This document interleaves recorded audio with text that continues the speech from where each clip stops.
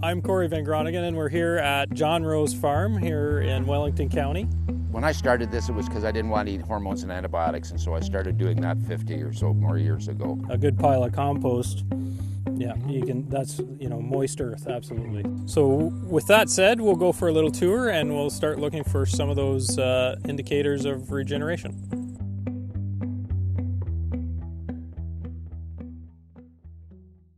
One of the things we're going to do today is we'll take a tour around John's farm here, and we're going to be looking for signs of regeneration of the land, and so we'll look for some of the, there's 14 points we can look at on the soil surface and just slightly above the soil surface, which help us understand, if we're leading to regeneration and if some of the actions that John uses here to manage his farm are leading to regeneration. I'm pretty sure that it is. I'm John Rowe.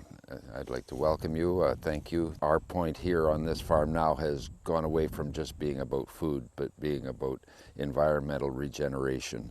And so we changed our practices about 40 years ago and went to primarily using perennials to stop erosion, because erosion is the biggest source of carbon loss in our environment, and we're losing about a gigaton of soil every year in North America, a little more than that, of carbon to the air. So we've stopped that. In fact, on this farm, we've tripled the amount of carbon in our soil. That has huge ramifications, like we've gone from 15 minutes for water retention down now. For an inch of rain to be absorbed, we now do it in anywhere from 40 seconds to 3 minutes.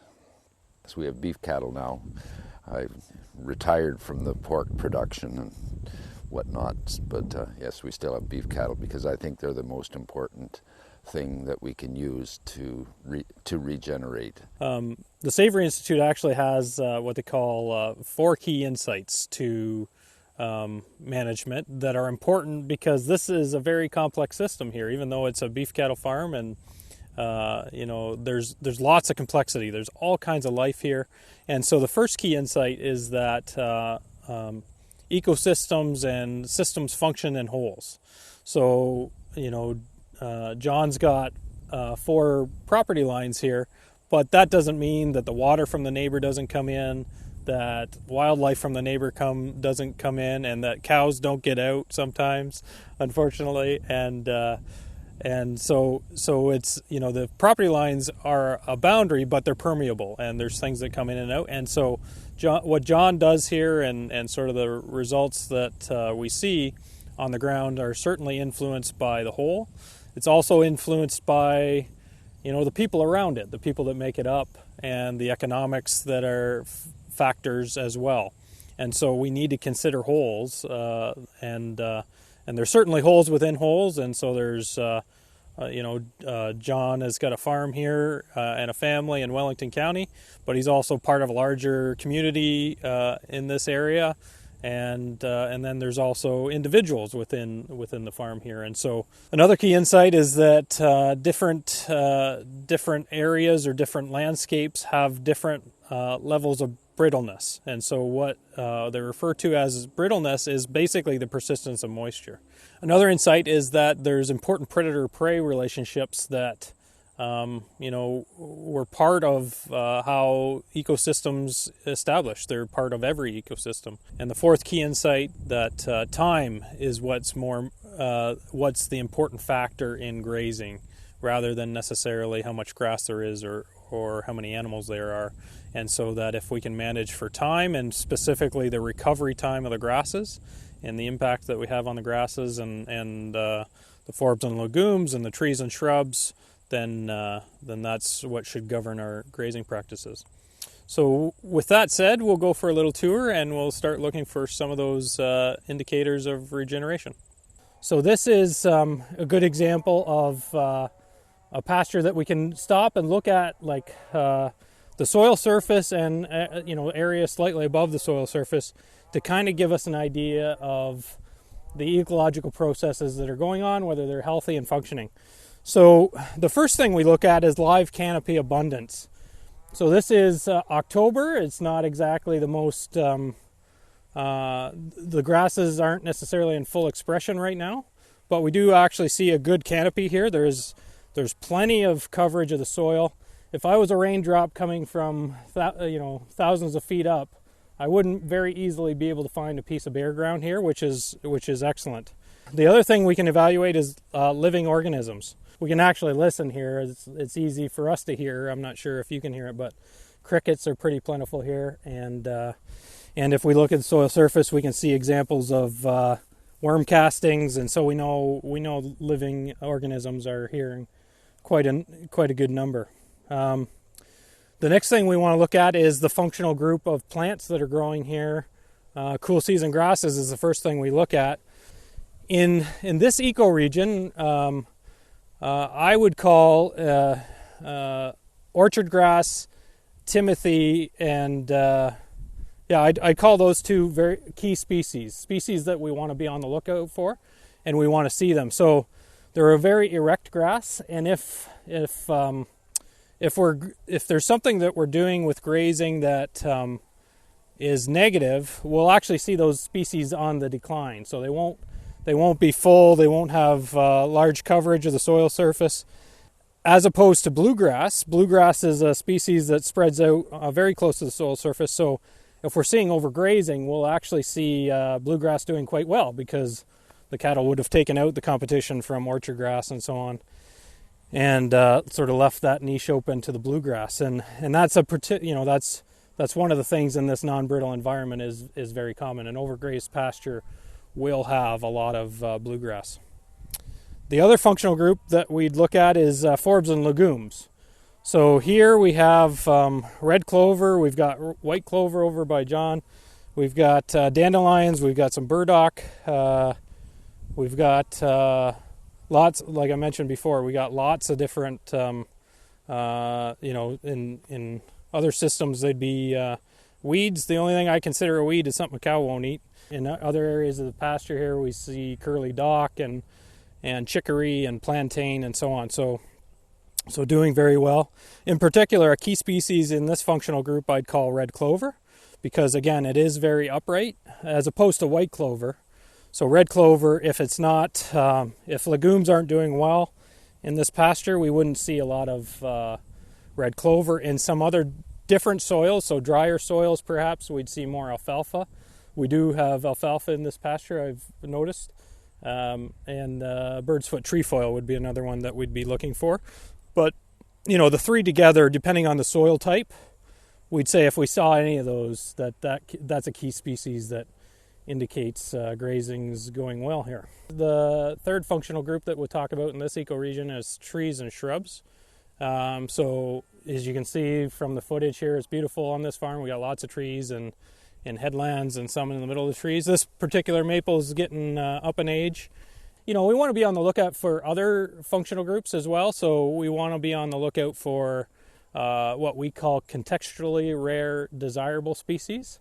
So in this ecoregion, I'd say that we would actually be interested in seeing warm season grasses. It's not something that's common in our ecoregions in Ontario because of how prolific the cool season grasses are, so they often outcompete. Warm season grass is also a grass that has a different recovery period than these cool season grasses. So maybe when we're managing, we might have to, if we're managing by time and interested in that warm season grass species, we'd have to change the recovery periods for those.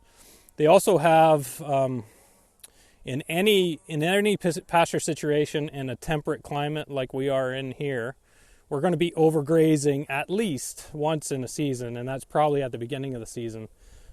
And then, sort of the story on the warm season grasses is that we're overgrazing them for that entire period until a warm season grass starts to really do well, which is later than the cool season grasses in our climate. So we don't see any of those, but we would have bonus points here if we did see some warm season grasses. So native warm season grasses in Ontario are big blue stem, little blue stem, some grama grasses, Indian grass, and Canadian wild rye, is another one. So all those grasses we could potentially see in a pasture situation in Ontario, and those are the things we want to be on the lookout for. And the other functional group we'd look for here would be contextually undesirable species, and I don't see too many of those. Now one of the management techniques that John uses here is he does some clipping sometimes, depending on the situation and the pasture and the season and so on, and so it would be difficult to see those show up at this time of year, but we might call something like goldenrod, something that would actually in a pasture be an indication that we're actually slipping backwards into sort of reversing succession and going back to a lower functioning ecological state, but we don't see any of those there. We can notice them in some of the fence lines where the cattle don't graze, but that's an indication of low animal impact really, but not a comment on the ecosystem at all. They provide diversity as far as pollinators and so on go, I'm sure, but not something we want to see in a managed pasture necessarily. So the next thing we want to look at is litter. So we have two different classifications of litter. So litter 1 and litter 2.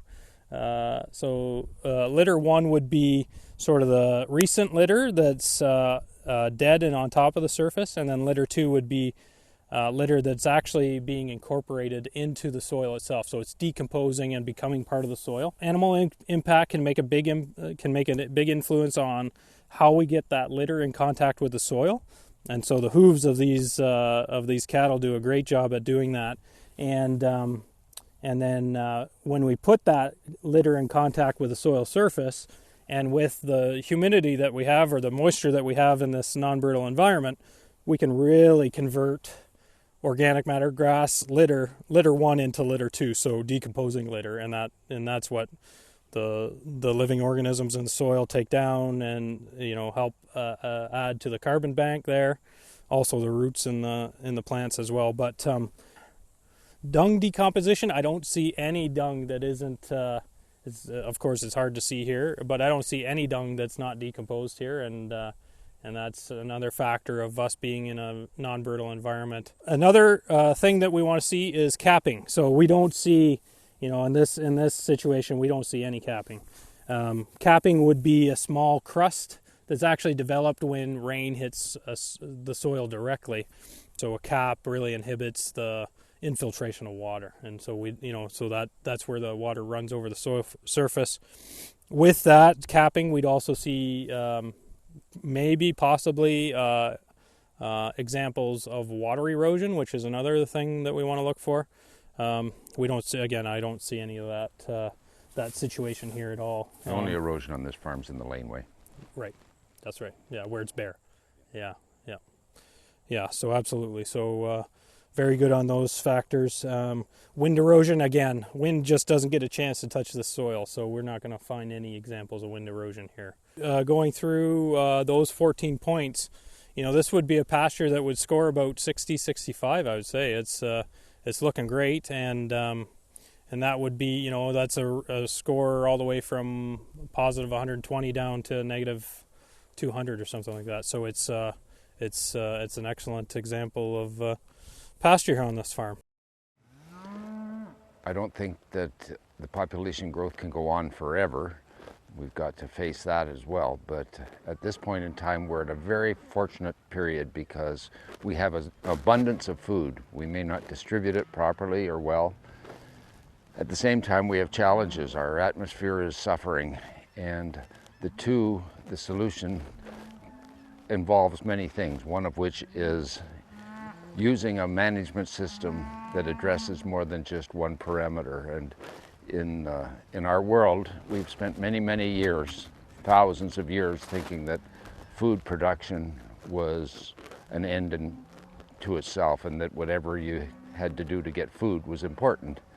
Now we find that we have a surplus of food rather than hunger, and yet we're producing and wasting great amounts of food with huge environmental cost.